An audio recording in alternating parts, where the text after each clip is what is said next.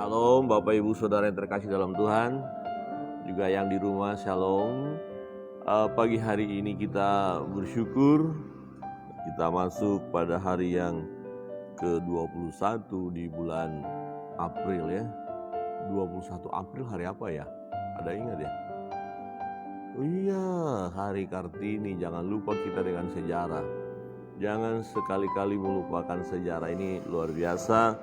21 April ya. Kita bersyukur. Dan pada pagi hari ini pembacaan kita Mazmur pasal 49. Mari kita buka Alkitab kita. Kita akan coba membaca bersama-sama. Perikopnya kebahagiaan yang sia-sia. Ini dari Lembaga Alkitab Indonesia ya. Mazmur pasal 49, Bapak Ibu di rumah juga bisa membuka Alkitabnya ya. Kemudian kita akan membaca dan merenungkan bagian-bagian firman Tuhan ini. Demikian firman Tuhan, kita bersama-sama 1, 2, 3. Untuk pemimpin biduan dari Bani Korah, Mazmur. Dengarlah hai bangsa-bangsa sekalian, pasanglah telinga hai semua penduduk dunia. Baik yang hina maupun yang mulia, baik yang kaya maupun yang miskin bersama-sama. Mulutku akan mengucapkan hikmat, dan yang direnungkan hatiku ialah pengertian. Aku akan menyendengkan telingaku kepada amsal, akan mengutarakan peribahasaku dengan bermain kecapi. Mengapa aku takut pada hari-hari celaka? Pada waktu aku dikepung oleh kejahatan pengejar-pengejarku, mereka yang percaya akan harta bendanya dan memegahkan diri dengan kekayaan. Tidak seorang pun dapat membebaskan dirinya atau memberikan tebusan kepada orang, karena terlalu mahal harga pembebasan nyawanya dan tidak memadai untuk selama-lamanya, supaya ia tetap hidup untuk seterusnya dan tidak melihat lubang kubur. Sungguh akan dilihatnya orang-orang yang mempunyai hikmat mati, orang-orang bodoh dan dungu pun binasa bersama-sama, dan meninggalkan harta benda mereka untuk orang lain. Kubur mereka ialah rumah mereka untuk selama-lamanya, tempat kediaman mereka turun-temurun. Mereka menganggap ladang-ladang milik mereka, tetapi dengan segala kegemilangan manusia tidak dapat bertahan. Ia boleh disamakan dengan hewan yang inilah jalannya orang-orang yang percaya kepada dirinya sendiri. Ajal orang-orang gemar akan seperti domba, mereka meluncur ke dalam dunia orang mati. Digembalakan oleh maut, mereka turun langsung ke kubur. Perawakan mereka hancur, dunia orang mati menjadi tempat kediaman mereka. Tetapi Allah akan membebaskan nyawaku dari cengkeraman dunia orang mati, sebab ia akan menarik aku. Janganlah takut apabila seseorang menjadi kaya, apabila kemuliaan keluarganya bertambah, sebab pada waktu matinya semuanya itu tidak akan dibawanya, serta kemuliaannya tidak akan turun mengikuti dia. Sekalipun ia menganggap dirinya berbahagia pada masa hidupnya, sekalipun orang menyanjungnya karena ia berbuat baik terhadap dirinya sendiri, namun ia akan sampai kepada angkatan nenek moyangnya yang akan melihat terusnya. Manusia yang dengan segala kegemilangannya tidak mempunyai pengertian, boleh disamakan dengan hewan yang dibinasakan. Amin.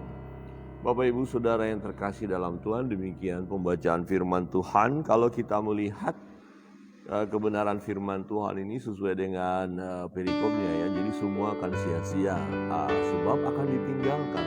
Seseorang akan mati, apakah dia kaya, apakah dia pintar, berhikmat, ya hebat, luar biasa, ada kemuliaan, ya semuanya akan ditinggalkan.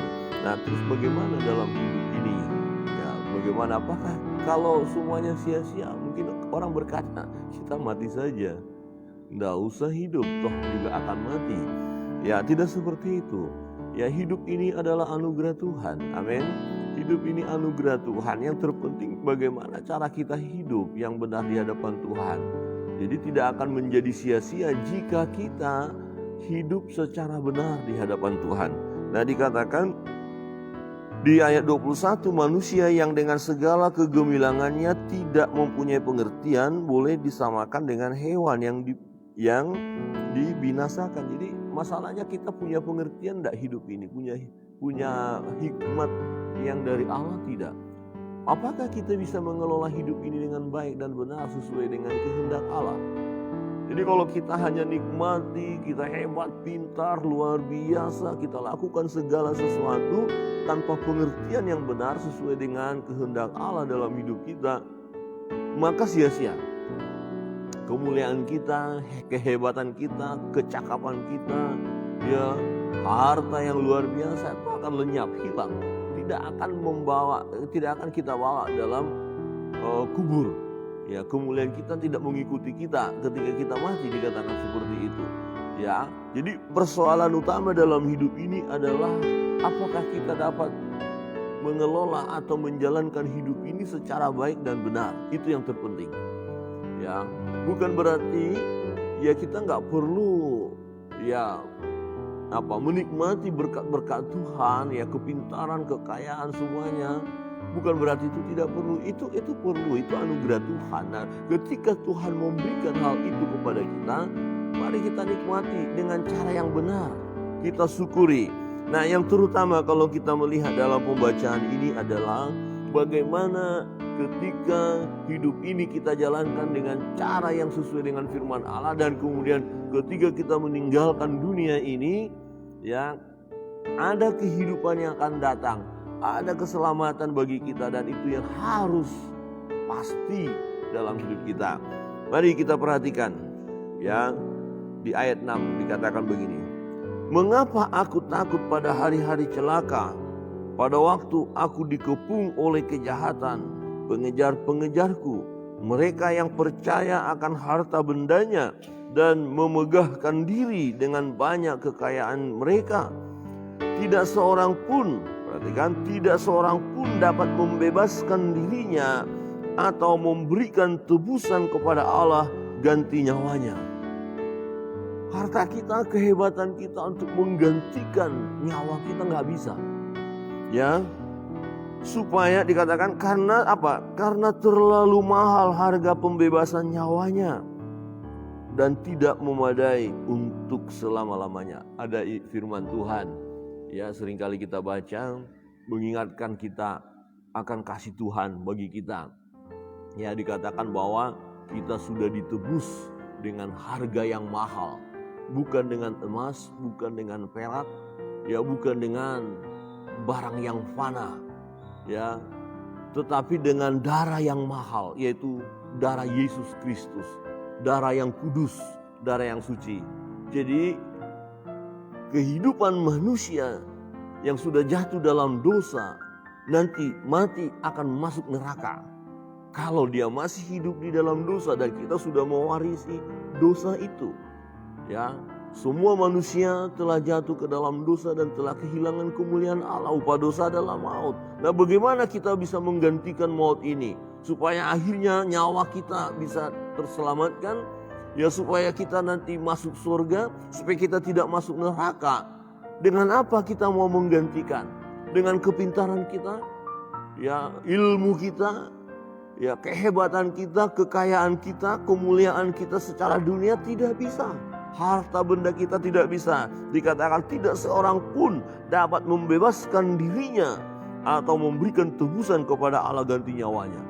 Tuhan, tolong saya supaya saya jangan mati. Nanti saya persembahkan kepadamu, ya Tuhan, ya, harta yang banyak. Nah, kalau kita melihat korban-korban, sistem korban dalam PLN, ya, akan saya carikan kerbau yang gemuk, ya, tedong, ya, yang mahal. Apa itu yang belang-belang, ya Pak, ya? Oh, saya carikan lembu yang tambun tanpa cacat celah. Oh, itu binatang, pasti ada cacatnya, pasti ada hal yang tidak sempurna di dalamnya. Oh, yang gemuk, apakah Allah membutuhkan lemak-lemak itu? Tidak.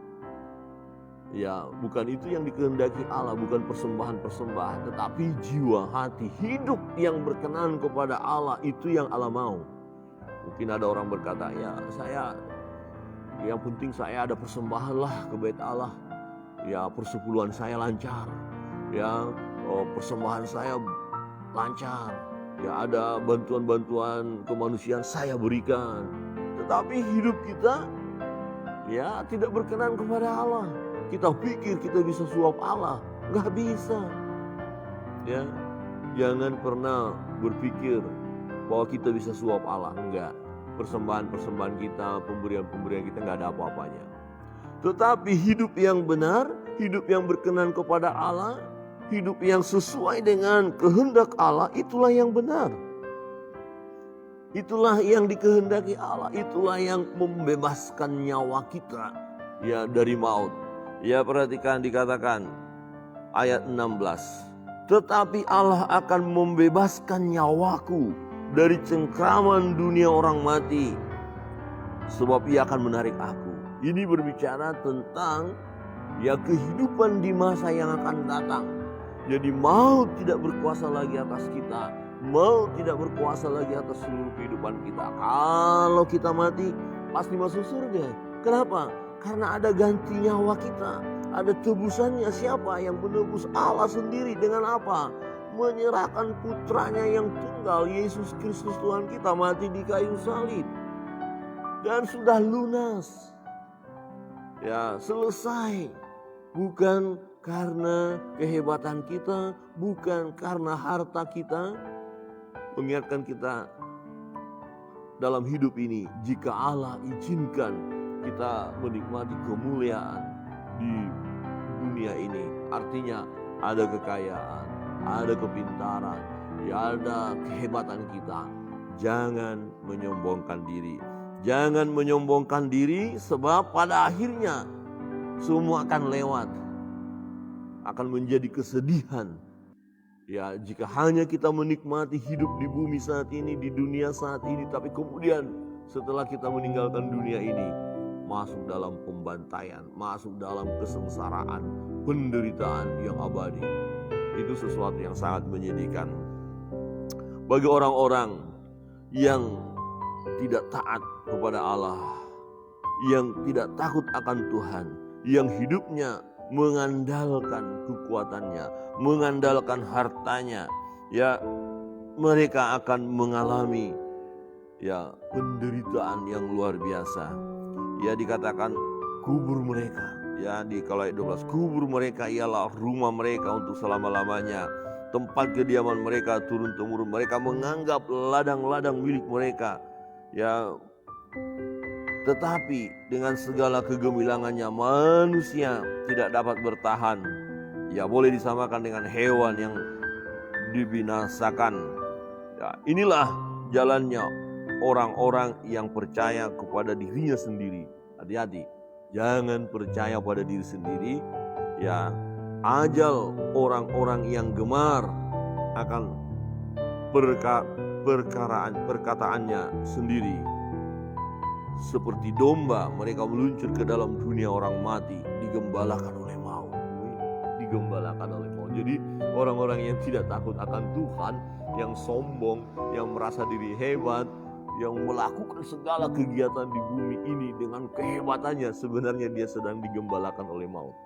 Apa artinya? Dikuasai oleh dunia, dikuasai oleh kuasa kegelapan, dikuasai oleh iblis. Ini menjadi perhatian bagi kita. Adakah dalam hidup ini kita mulai diri kita yang kita sombongkan, yang kita bilang hebat? Siapa yang mengembalakan kita? Maut, kalau itu yang terjadi. Tetapi sebagai anak-anak Tuhan, kita tidak digembalakan oleh maut, tapi digembalakan oleh gembala yang baik, Allah itu sendiri. Dari mana kita tahu?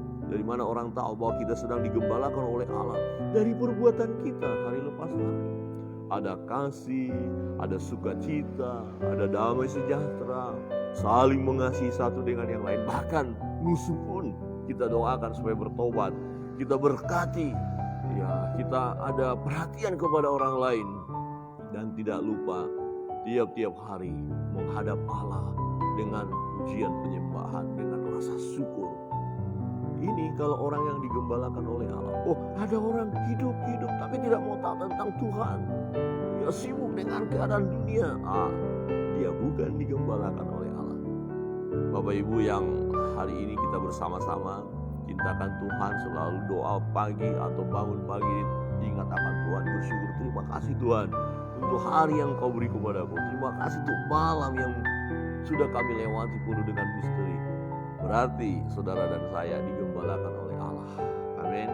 Coba lihat kiri kanan dan katakan engkau digembalakan oleh Allah. Ya, ini peringatan. Coba lihat kiri kanan. Jangan digembalakan oleh maut. Gitu. Jangan digembalakan oleh maut. Maksudnya Pak Pendeta apa? Jangan dikendalikan oleh dunia inilah. Jangan mengandalkan hebatmu lah gitu ya. Tapi selalulah bersandar kepada Tuhan. Bapak Ibu saudara yang terkasih dalam Tuhan. Sebagai orang percaya, jangan takut tentang hal-hal apapun. Jangan takut keadaan dunia. Jangan takut. Bahkan ketika kemuliaan pun kita nikmati tidak apa-apa, asal dengan cara benar. Jangan takut. Ada penderitaan, jangan takut. Ada kegembiraan, ada berkat-berkat, jangan takut. Ya, jangan takut. Ya, tetapi jangan kita bersandar kepada kemuliaan dunia yang Allah berikan kepada kita. Artinya kehidupan kita masa kini ya juga Tuhan akan berkati kok. Ya, tidak salah orang percaya menjadi orang kaya, orang pintar, orang hebat, tidak salah. Memang semestinya begitu untuk kemudian menjadi berkat bagi orang lain. Ya, jangan takut kaya. Amin.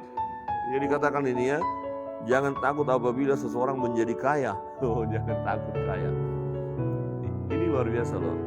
Ya, karena begitu, Tuhan jangan saya kaya, nanti saya sombong. Ya, gitu ya. Jadi kita introspeksi diri. Ingat, kalau Tuhan kasih kekayaan, aku akan semakin bersyukur kepada Tuhan.